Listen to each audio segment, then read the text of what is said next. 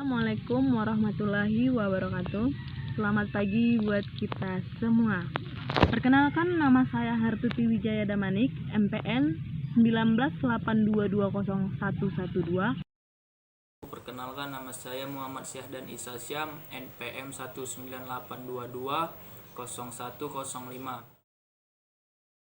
Saya akan membahas tentang neraca lajur atau kertas kerja adalah suatu kertas berkolom-kolom dan berlajur-lajur yang direncanakan secara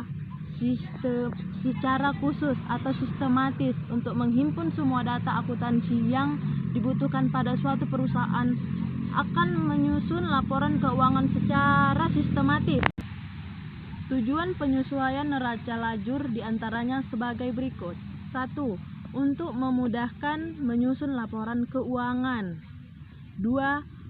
Untuk mengelola dan meringkas informasi dari neraca saldo dan data penyesuaian, sehingga merupakan persiapan sebelum disusun laporan keuangan yang formal.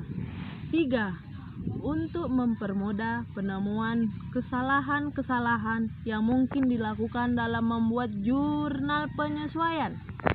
Tujuan dari penyesuaian jurnal menyesuaikan antara lain adalah agar setiap real, khususnya pikiran harta dan utang pada akhir periode menunjukkan jumlah yang sebenar-benarnya. 2. Agar setiap pikiran normal, yaitu pikiran pendapat dan beban pada akhir periode menunjukkan sebesarnya pendapat dan beban yang harus diakui. Yang perlu dipersiapkan sebelum menyusun neraca lajur adalah catatan neraca saldo dan jurnal penyesuaian, sehingga dapat diperoleh laporan laba rugi dan neraca.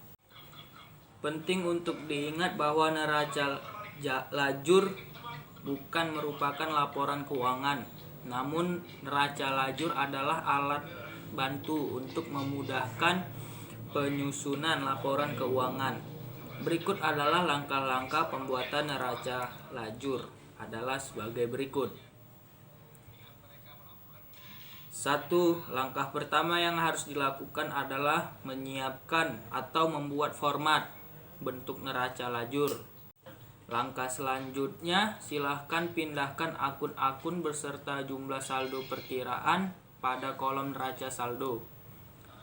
Penting diingat, terkadang sering terjadi kekeliruan untuk memindahkan data yang ada pada neraca saldo. Jadi pindahkan akun dan jumlah saldonya dengan teliti dan cermat, sesuai yang tercatat pada kolom neraca saldo. Seandainya di saldo di kolom debit, letakkan juga di sebelah debit, begitupun pada kolom. Jumlahkan kolom neraca saldo, pastikan kedua kolom berjumlah seimbang atau balance. Hal ini juga bisa menunjukkan ketepatan saat memindahkan akun di langkah pertama tadi. Yang keempat, masukkan informasi akun-akun yang telah disesuaikan yang terdapat pada jurnal penyesuaian di kolom sebelah neraca saldo. Pastikan nama akun atau perkiraan yang tidak terdapat pada neraca saldo ditambahkan di bagian bawah dan menyesuaikan dengan kode akunnya. Jumlahkan saldo jurnal penyesuaian sampai ditemukan angka yang seimbang atau balance. Yang kelima, pada kolom neraca setelah disesuaikan, yang perlu dilakukan adalah menjumlahkan kolom debit di neraca saldo dengan kolom debit di kolom penyesuaian sesuai dengan jenis akunnya. Begitupun dengan kode akunnya. Jumlahkan saldo jurnal penyesuaian sampai ditemukan angka yang seimbang atau balance. Yang keenam, jumlahkan dan periksa kembali hasil penjumlahan neraca setelah penyesuaian tersebut. Lalu yang ketujuh, pada laporan laba rugi yang dilakukan adalah memindahkan saldo akun normal, akun nominal, Saldo nominal sendiri adalah akun yang terdiri dari pendapatan dan beban. Sedangkan yang disebut dengan akun real adalah akun perkiraan. Selain pendapatan dan beban, selanjutnya silahkan masukkan seluruh saldo akun nominal dari kolom neraca setelah disesuaikan. Ingat, hanya akun nominal. Pada kolom kredit akun pendapatan dan pada kolom debit akun beban.